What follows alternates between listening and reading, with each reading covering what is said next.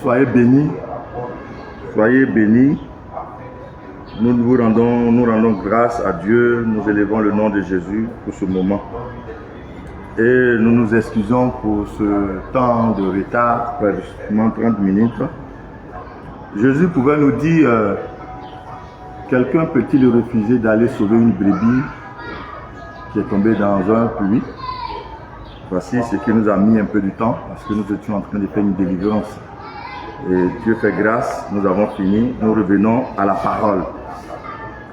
Soyez bénis, connectez-vous, bien-aimés frères et sœurs, connectez-vous.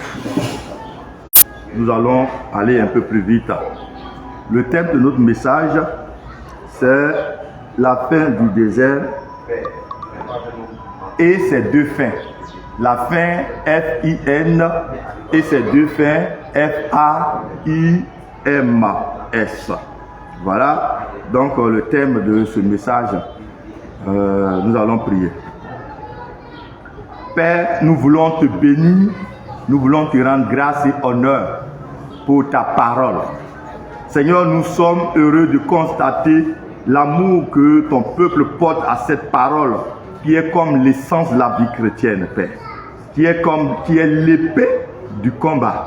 Jésus, celui qui n'a pas la parole, n'a pas Jésus-Christ, parce que c'est la parole qui s'est fait chair. Nous bénissons ton nom et nous te prions, Père, de venir conduire ceux qui sont amoureux de cette parole et qui vivent et pratiquent cette parole. Viens nous donner la compréhension davantage, Père. Et nous qui voulons, Père, faire ton œuvre, Seigneur, que ton esprit nous remplisse, afin que ce ne soit pas la chair qui parle, mais que ce soit ton esprit, Seigneur. Communique-nous la vie, parce que les paroles que tu nous donnes sont esprit et vie, selon Jean 6, 63. Que toute la gloire te revienne, Père, au nom de Jésus. Amen. Alors nous allons commencer, nous disons que le thème c'est la fin du désert et ses deux fins. Bien aimés, nous avions fait une brève vidéo hier ou un petit direct hier pour vous inviter à ce programme. Et là nous avions dit que il fallait que nous revenions sur ce thème du désert parce que c'est important. Et comme cela, nous disions que nous observons maintenant que les fins du désert, quand un serviteur de Dieu, un enfant de Dieu, un peuple de Dieu passe ce moment, il doit avoir faim. La faim de F-A-I-M. Il doit avoir soif de quelque chose. Il doit être déterminé par quelque chose. Mais aujourd'hui, nous constatons que la fin des déserts dans la vie de plusieurs personnes n'ont pas produit ce qu'il fallait produire. Et c'est pour cela, comme nous le disions encore, certains hommes de Dieu aujourd'hui vont devant les écrans pour fanfaronner de leur grâce, de leur bénédiction, de ce qu'ils ont. Certains, pour faire un seul direct, ne peuvent plus aller dans les églises. Ils sont obligés d'aller dans les salons parce qu'ils ont un salon, ils vont dans les voitures parce qu'ils ont des voitures. Tout simplement pour montrer que c'est quand tu as une voiture, tu as de l'argent, tu es milliardaire, que tu es un enfant de Dieu. Et celui qui n'a pas tout cela et n'est pas béni de Dieu n'est pas enfant de Dieu. C'est faux. Il faut que nous nous inscrivons en faux. Si c'était le cas, comme nous le disions, le pauvre Lazare n'allait pas être au paradis pendant que le riche était à l'enfer. Voilà ce que nous disons. Et c'est pour cela que nous nous sommes dit qu'il est important que nous insistions sur la fin d'un désert. La fin du désert est tellement important. Alors donc, en entrant dans le vif du sujet, nous disons que la fin, c'est l'objectif, le but ou la finalité d'un désert. Qu'est-ce que Dieu attend des enfants de Dieu, du peuple de Dieu, d'un enfant de Dieu, d'un serviteur de Dieu et même d'un fils de Dieu, en le faisant passer par le désert? Qu'est-ce que Dieu veut atteindre? Quel est le but du désert? Ou quelle est la nature que nous devons obtenir lorsque nous sortons du désert? Ou encore, quelle est la fin, F-A-I-M, que nous devons éprouver à la sortie du désert? Voilà ce que nous allons partager en si peu de temps. Nous allons nous y concentrer pour que les choses soient beaucoup plus claires pour certains et pour d'autres personnes. Merci de nous disposer. Merci de nous concentrer. Alors, c'est simple. Et le texte de base, nous avons donné Luc 4, verset 2. Mais avant, nous allons faire un bref résumé du désert, pour que chacun de nous comprenne. En réalité, nous avons dit que le désert était la nature charnelle, l'esclavage du péché. Si nous définissons le désert, bien entendu, dans le sens de Luc, parce que nous avions dit que la parole de Dieu a 4 sens. Il y a le sens de Luc, il y a le sens de Matthieu, le sens de Jean et le sens de Marc. Pour un même verset, un homme de Dieu peut prêcher dans le sens de Luc. Et pour le même verset, un autre peut prêcher dans le sens de Jean, dans le sens de Marc, dans le sens de Matthieu. Et vous direz que non, mais c'est pas ce que l'autre avait dit. Non, mais des sens différents. Quand on parle de pouvoir, de la puissance, on parle de Matthieu, le même verset sera prêché dans ce sens-là. Mais ce matin, nous prêchons dans le sens de Luc, dans le sens de l'homme spirituel, du remplissage du Saint-Esprit ou de la croissance spirituelle. C'est le sens de Luc. Et dans ce sens, le désert vient au milieu de l'Égypte et de Canaan. Donc le désert est placé entre l'Égypte et Canaan. Et l'Égypte, spirituellement, c'est la nature charnelle. C'est l'esclavage du péché. C'est un homme sans le Saint-Esprit. Alors, l'homme sans le Saint-Esprit est l'épouse de Satan. Elle est l'épouse de la désobéissance de l'esprit impur. C'est pourquoi il est esclave du péché. Et donc, il doit finir avec cette acquaintance avec le péché, avec Satan. C'est pour ça qu'on le fait passer dans le désert. Tout juste pour extirper en lui les habitudes qu'il a acquises quand il était sous l'esclavage. Les habitudes qu'il a acquises quand il était sous la domination du prince de l'air. Quand il était sous la domination de la puissance de Mammon. Quand il travaillait que pour l'argent. Quand il pensait qu'un homme qui n'a pas l'argent ne peut pas vivre. Quand il faisait tout par Mammon, il était sous la domination du prince de l'air. Il était en Égypte. Alors que la Bible dit que le juif vivra par la foi. Il faut maintenant qu'il vienne avoir la foi. Or, l'homme ne peut avoir la foi que quand il a reçu la parole de Dieu. La foi vient de ce qu'on entend et ce qu'on entend vient de la parole de Dieu. Alors Dieu va prendre un temps pour extirper en nous tout ce qui était de l'idolâtrie pour que nous allions à l'adoration. Donc Canaan, c'est l'adoration, c'est l'obéissance, c'est la nature de l'homme spirituel. C'est la nature de celui-là même qui fait un avec le Saint-Esprit. C'est la nature de quelqu'un qui est rempli d'une mesure du Saint-Esprit. Alors comment passer d'une personne qui n'a pas le Saint-Esprit et atteindre une personne qui a le Saint-Esprit? La Bible dit que nous devons passer par le désert. Et c'est en cela que Osée 2, tout le texte de Osée 2 déjà, nous disait que le désert, ce sont les temps de fiançailles entre Dieu et un enfant de Dieu, entre Dieu et un fils de Dieu, entre Dieu et un peuple de Dieu, entre Dieu et un serviteur de Dieu. Parce que toutes ces personnes sont des épouses de Dieu. C'est-à-dire qu'ils marchent dans la volonté de Dieu, ou qu'ils doivent marcher dans la volonté de Dieu, pratiquer la volonté de Dieu. Épouser quelqu'un, c'est faire ce que cette personne veut, marcher dans sa volonté. Donc tout ce que nous venons de citer, si tu es un enfant de Dieu, si tu veux être un peuple de Dieu, si tu veux être un serviteur de Dieu, et même en finalité, si tu veux être un fils de Dieu. Parce que la Bible dit le premier-né est Jésus-Christ de Nazareth. Et dans le livre de Romains, il dit le monde attendra avec un ardent désir la révélation des fils de Dieu. Donc il y aura encore d'autres fils de Dieu. Il y aura encore des personnes qui vont se lever à la perfection. Que Jésus-Christ est venu nous donner le chemin. Bien-aimé, ces fils de Dieu, si tu veux être, il faut que tu passes par le désert. Il faut que tu te disposes aux fiançailles et que tu épouses à la fin Dieu. Tu épouses à la fin le Saint-Esprit. Tu épouses à la fin Jésus-Christ, Dieu. Voilà ce que nous avions dit du désert. Alors donc, si nous disons cela du désert, et que le désert était une transition entre l'Égypte et Canaan, quels sont les fins, F-A-I-M, qu'on peut attendre du désert? Amen. Quels sont les fins, A-F-I-M, quels sont les soifs, les désirs ardents qu'un homme doit éprouver à la fin d'un désert? Voilà la question qui nous est donnée ce matin et que nous allons rapidement trouver une solution à cela et prier fortement pour le peuple de Dieu qui a l'écoute de la parole de Dieu. Alors la Bible disant dans Luc 4 au verset, on va commencer verset 1 à 2.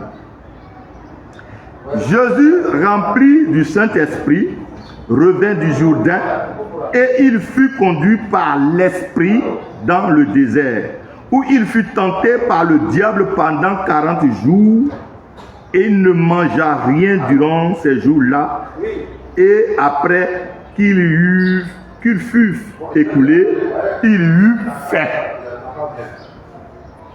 Alléluia. La Bible dit que quand Jésus est quitté dans le Jourdain et que Jean-Baptiste l'avait baptisé, il a été rempli automatiquement du Saint-Esprit. Et lorsqu'il a reçu le Saint-Esprit, la première dose, l'élévation dans l'Esprit de Dieu, donc Jésus sera conduit dans le désert. Et quand il est conduit dans le désert, il passera 40 jours sans manger ni boire. Alors il sort de là et Jésus eut faim. Bien-aimés, vous et moi, de quoi avait eu faim Jésus-Christ? Parce que pendant les 40 jours, 40 nuits, il n'a pas mangé. Si vous savez et que vous connaissez ce qu'on appelle le jeûne sec, après 4 jours déjà de jeûne sec, quand tu sors, tu n'as pas faim. Tu te réduis à la nourriture, tu te réduis à la boisson, tu te réduis à tout. Tout devient sec en toi, tu n'as même pas l'appétit. Mais on te dit que Jésus-Christ au sortir de ces 40 jours, ce n'est pas 4 jours, 40 jours, il eut faim.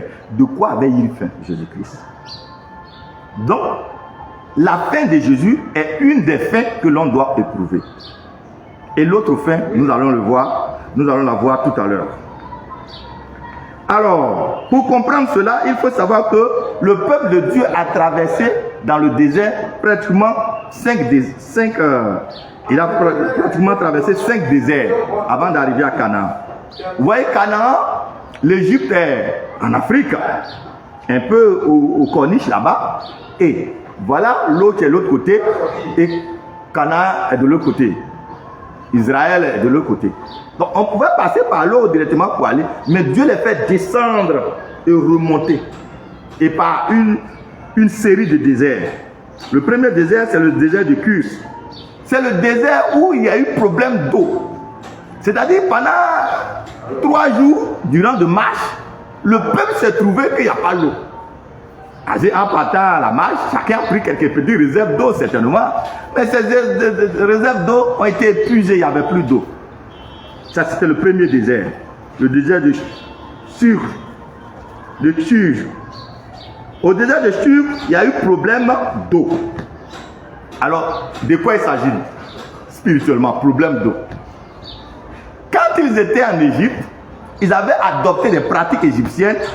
Ils consultaient les dieux égyptiens. Donc, ils avaient une méthode de consulter le surnaturel parce que ce peuple est spirituellement, ou bien il connaît une notion du spirituel. Donc, ils avaient cette manière-là en eux. Mais ils partent dans le désert où il n'y a plus de charlatans égyptiens, où il n'y avait plus rien. Mais comment ils vont recevoir des révélations? Parce que l'eau parle de la parole. Donc, pendant un moment, ils vont manquer de communication du monde spirituel et eux. Dans le désert, ils ont manqué d'eau. Ah, mais on fait comment? On ne sait plus rien. Où on va? C'est Moïse seulement qui doit nous dire. Voilà le premier problème qui s'est posé. Donc, dans le désert, à un moment donné, tu n'entends plus rien, tu ne sais même plus rien. Tes anciennes habitudes de communication avec le monde surnaturel est bloquée. Parce que maintenant, le Saint-Esprit t'a saisi, il va te montrer comment on communique maintenant avec le monde surnaturel. Et tu ne seras plus un spirit, mais un homme spirituel. Parce que le contraire d'un homme spirituel, c'est un spirit. Celui qui communique avec les esprits des morts. Maintenant, tu ne communiqueras plus avec l'esprit de mort, mais tu dois communiquer et apprendre à communiquer avec l'esprit de vie, qui est le Saint-Esprit. Voilà le problème qu'ils vont trouver dans le premier désert. Et quand ils ont le premier problème dans le premier désert, qui sera vite résolu, parce qu'à un moment, le Seigneur va leur faire découvrir 12 cours d'eau. Ils vont découvrir 12 cours d'eau comme solution à ce problème de désert. 12 cours d'eau. Après qu'ils aient trouvé les eaux de Mara, qu'ils n'ont pas bu, parce que ces eaux de Mara étaient tellement amères, ils n'ont pas bu. Et après, Dieu va leur donner au niveau de la ville d'Élim 12 coups d'eau. Donc, le Saint-Esprit, l'Esprit de Dieu vient maintenant se présenter à eux. Le chiffre 12. 12 paniers de pain, nous en savons, nous n'allons pas nous attarder dessus, on va avancer. Alors, après le désert de Cus, ils vont trouver le désert de Sin. C'est au niveau du désert de Sin maintenant qu'ils vont croiser le problème de nourriture, le problème de manger. Voilà, maintenant on sait qu'on entend la parole de Dieu, mais maintenant là, on veut maintenant manger. On mange quoi? On mange quoi dans la parole? L'enseignement.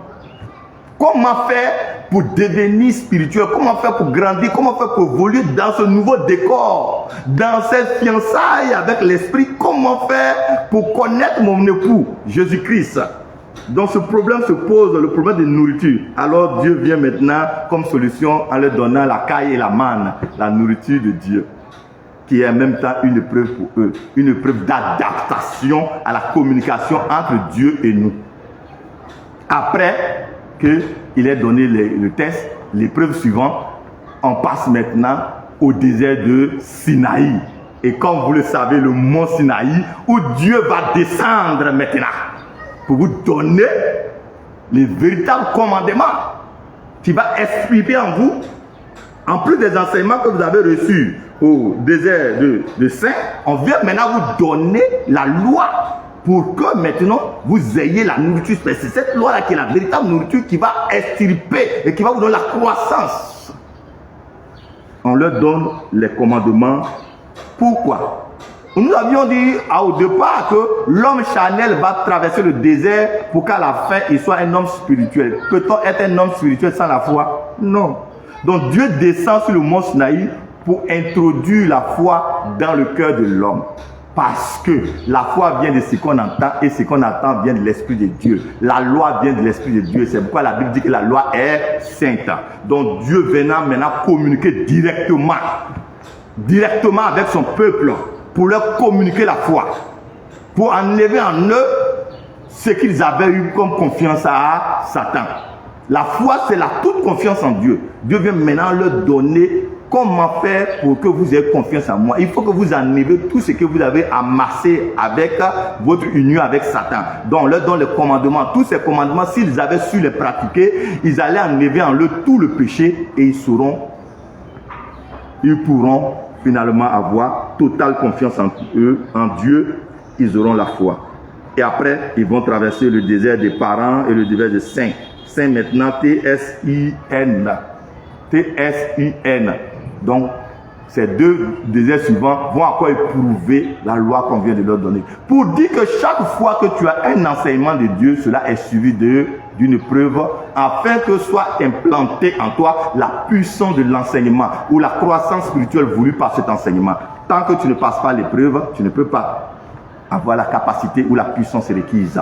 Bien aimé, il faut que tu comprennes que lorsque tu viens à l'église et qu'on te donne un enseignement, c'est pour aller pratiquer. Et donc, automatiquement, l'épreuve se place devant toi. Il faut agir tel qu'on t'a dit dans la parole de Dieu hier. Si tu ne l'as pas fait, tu viens d'échouer et tu viens de retarder ta croissance spirituelle. Et c'est comme ça le peuple de Dieu fonctionne et retarde constamment sa croissance spirituelle. Sinon, ça fait combien d'années tu es à l'église? Combien d'enseignements as-tu reçus? Si tu les avais mis en pratique. Chaque fois que le Saint-Esprit te donne un enseignement, il est comme le pédagogue, il vient en même temps te donner un examen de cet enseignement. Mais, tu as toujours échoué parce que tu n'as pas su que ce que tu as eu le dimanche passé sera éprouvé en cours de la semaine. Tu ne le fais pas et tu échoues. Donc voilà un peu la traversée de ces déserts. Et chaque désert présentait un problème, et le problème aussi offrait la nature ou la réaction des peuples de Dieu, des enfants de Dieu, la réaction d'un homme en face de l'absence de la parole, à la réaction d'un homme en face de la nourriture. Quand il a des besoins, il n'arrive plus à s'habiller, il n'arrive plus à avoir l'argent, il n'arrive plus à faire ça. Quelle est la réaction qu'un homme a quand il est dans le désert? Et voilà ce que le désert nous a présenté. Mais lorsque nous quittons le désert, qu'on finit, la Bible dit que Jésus eut faim. Jésus, le premier fils, le premier né des hommes, Dieu a eu faim. Donc il y a maintenant à la fin du désert la fin de Jésus-Christ et la fin du monde. La fin de Jésus, la Bible dit que Jésus dit que j'ai faim. Les disciples disent mais alors on va te faire manger. Il dit non, vous ne connaissez pas la nourriture que j'ai à manger. La fin de Jésus, c'est la fin de faire la volonté de Dieu. Parce que c'est ce qu'il a mangé durant les 40 jours. 40 jours durant quelqu'un qui rentre dans un lieu, 40 jours qui ne mange pas, mais qui survit de ces 40 jours, quand il sort avec une faim. La faim de ce qu'il a mangé pendant les 40 jours.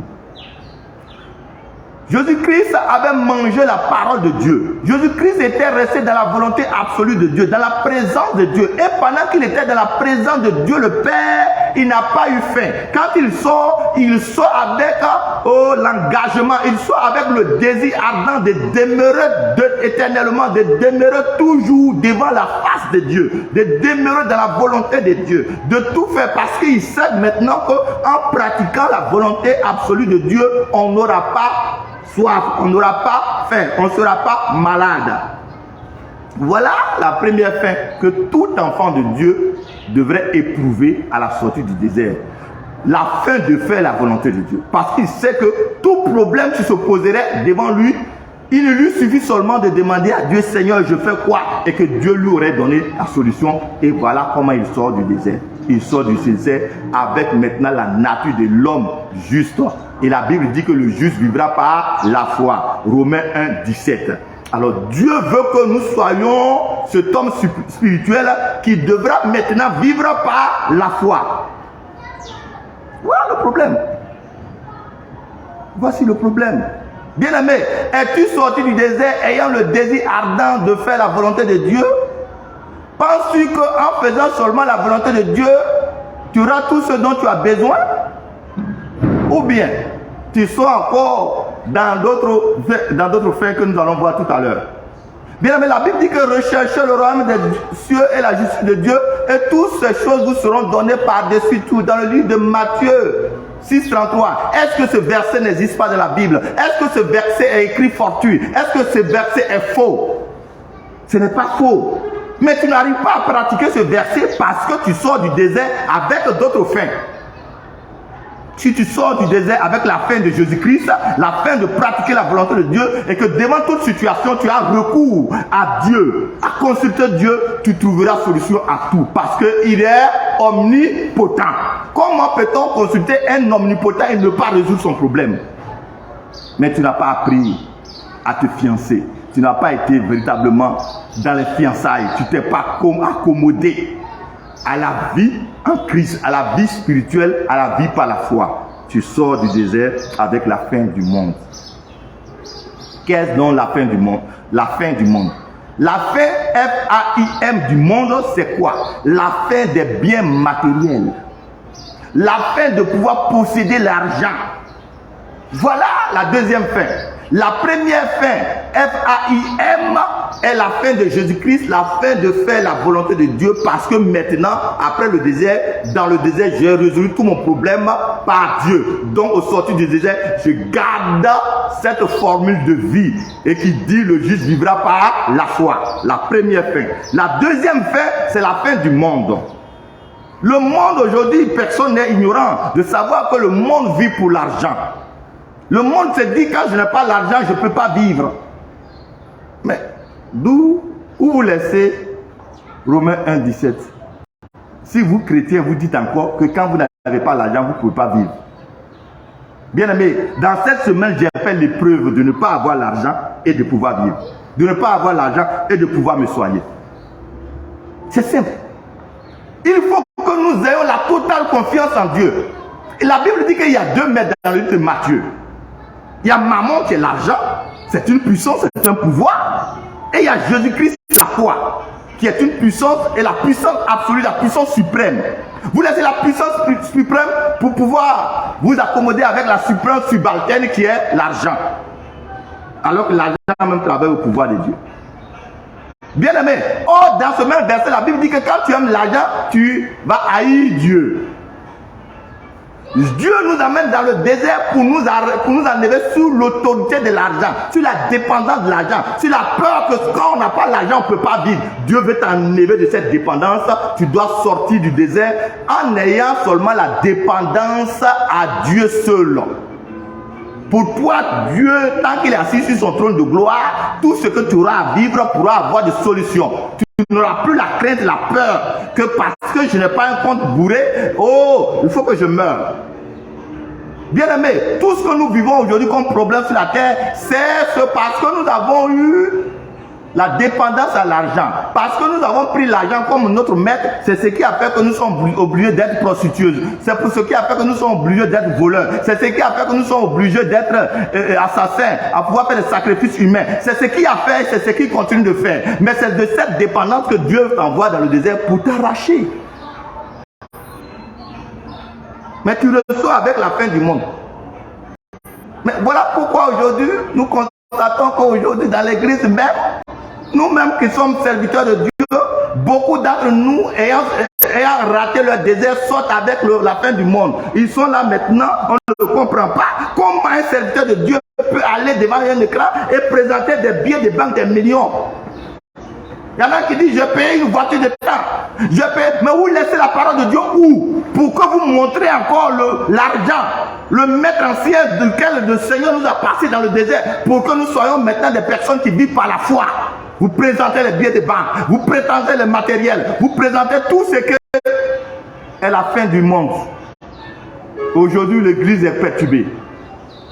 On ne sait plus où partir. On ne peut même plus chercher les vertus de la foi, les vertus du christianisme, qui sont la sainteté, la pureté, la paix, l'obéissance. Tout ça est abandonné parce qu'il faut faire les affaires. D'autres même viennent à l'église pour enseigner à faire. Mais si tu viens enseigner à faire, va dans les écoles des affaires. Ici, nous enseignons la parole de Dieu. L'accent est mis sur la foi. Le juste devra vivre par la foi. Enseigne à ton fidèle comment il doit faire pour que, à chaque fois qu'il a besoin, que Dieu lui dise comment il faut faire, sans qu'il s'en inquiète. Ne vous inquiétez de rien. Où on laisse cette parole-là? Dans la fin du monde, c'est ce qui a tout mis du désordre dans la vie des chrétiens. Le raté du désert, c'est ce qui a mis tout. Finalement, il ne peut pas être époux de Dieu. Dans notre verset de Osée 2, dans notre chapitre de Osée 2 au verset 22, le Seigneur dit, tu seras mon fiancé. Un peu plus bas, il dit, tu seras je serai ton mari. Alors, quelqu'un qui est ton mari, il va pouvoir à tes besoins.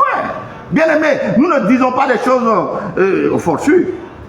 Cette semaine, j'ai été prouvé par une maladie là. Je ne comprenais pas. Je suis allé à l'hôpital, j'ai fait tout. L'argent est fini. Pendant que l'argent est fini, j'étais encore tout malade. Et puis ça s'aggravait même. Je dis, mais mon époux, qu'est-ce qu'il y a? Il y a un problème que je ne comprends pas. C'est vrai que je dois aller à l'hôpital des fois. Mais ce n'est pas l'hôpital qui est à la fin de toutes les choses. Mais il faut bien que tu me guérisses. Parce que je suis malade, je dois continuer. Ou bien si c'est mon jour qui est arrivé, bon, dis-moi. Il ne faut pas que je m'appelle. Comme tu as dit à Ézéchiel, parle à ta famille, je vais parler à ma famille et puis je t'attends. Et je dors, le Seigneur me donne un songe. Dans le songe, il me présente 2 plantes. Je vais les garder pour moi. Les 2 plantes qu'il me présente, très tôt je sors matin, j'ai un de mes fils, je lui dis, bon, mon frère, il faut aller chez les femmes au marché, la paye les 2 plantes à 100 francs, mettre dans la marmite. Il vient, il met dans la marmite, je bois, voilà que je suis restauré. Voilà ce que Dieu veut que nous arrivions à faire. Arrivons à lui faire confiance, arrivons à l'épouser. On a dit que le désert, c'est le temps des fiançailles. Tu sors du temps des fiançailles et tu n'as pas la confiance totale à Dieu. Tu as toujours les craintes de ce que tu n'as pas l'argent. Tu es obligé de faire des contours, des détours, comme les païens, pour pouvoir résoudre tes problèmes. Mes frères, Tu as raté ton désert. Tu ne comptes que sur l'argent. Et tu fais démontrer aux autres que non, celui qui n'a pas l'argent, il est maudit. Un pasteur qui n'a pas l'argent, il est maudit. Un pasteur qui n'a pas Range Rover, il est maudit. Un enfant de Dieu. Non, mais tu mens. Si c'était le cas, comme nous le disions, Lazare n'allait pas se trouver au paradis. Parce qu'on ne peut pas être au paradis maudit. On ne peut pas être au paradis, puis tu vas dire que la personne est maudite. C'est pas possible. Lazare le pauvre, dont les valeurs du monde ne sont pas les valeurs du christianisme ou du monde du royaume de Dieu. Il faut que nous revenions à éprouver la fin de Jésus. La confiance absolue à Dieu, le Père, le Saint-Esprit. La confiance absolue à Dieu qui nous donnera sa foi, qui viendra faire un avec nous, selon le livre des Corinthiens. Celui qui s'attache à Christ devient un esprit, le même esprit que Christ. Nous devenons Dieu et nous allons dominer toutes les situations du monde. Bien-aimés, voici les deux fins que nous devons avoir à la fin de notre désert. Si nous avons la fin de Jésus-Christ, nous aurions atteint le but du désert. C'est pourquoi Dieu, quand il vient te saisir, quand le Saint-Esprit te saisit, il t'amène dans le désert, dans les difficultés, dans les problèmes. Et pendant qu'il est en train de te montrer ces problèmes, il veut que tu apprennes à résoudre les problèmes, plus par l'argent, mais par lui, Dieu. C'est tout. Voilà le rôle du désert. Des perspectives de problèmes se sont données dans le désert pour que tu apprennes à résoudre ces problèmes, non par le pouvoir de l'argent, mais par le pouvoir de la prière, le pouvoir de la foi, par le Saint-Esprit. Quand tu sors avec la fin de Jésus, tu n'as plus peur du monde, tu n'as plus peur de tout ce qui peut arriver. Tenez-vous bien, la Bible dit à un moment donné, vous qui êtes chrétiens surtout, quand le chiffre 666 viendra, on va fermer tous les magasins. Vous ne pourrez plus faire des achats. Mais en ce moment, vous mangez comment? Vous qui avez eu pour mettre l'argent, qui avez vécu sur l'autorité du prince de l'air et qui pensait que quand il n'y a pas l'argent, un homme ne peut pas vivre. Oui, tu as oublié qu'Élie a été nourri par les corbeaux. Oui, tu as oublié aussi que Élie a été nourri par la veuve de Sarepta. Dieu a toujours les moyens. Il dit, j'ordonne. Il va vous donner toujours. Mais comment faire? Il faut que tu sortes du désert, épouse de Dieu. Celui qui a toute sa confiance en Dieu et qui s'en fout de l'argent. Entre guillemets. Bien-aimés, c'est sur ça que nous allons terminer et nous allons prier pour le peuple de Dieu. Voyez-vous, frères et sœurs, pour entrer dans le désert, il y a un combat. La Bible dit que Pharaon ne voulait pas vous laisser partir dans le désert. Mais Pharaon sera englouti avec son armée dans la mer Rouge. Ce matin, je vais prier pour toi. Tu veux certainement quitter l'Égypte. Tu veux quitter la manière de vivre par la chair. Tu veux connaître la joie de la foi, la communion avec le Saint-Esprit. Tu veux connaître véritablement l'union avec le Saint-Esprit. Être un Dieu pour ce monde. Nous allons faire cette prière ensemble. Il faut que l'Égypte te libère. C'est pourquoi tu vas prier avec moi. Seigneur Jésus, j'étais en Égypte. Et tu as entendu mes cris depuis ton trône de gloire. Tu envoies ton Moïse vers moi par ce message. Tu envoies ton Moïse vers moi par cette prédication du désert. Et je reçois ce message. Je reçois ton Moïse favorablement. Aide Moïse me faire sortir de ce désert, de l'Égypte.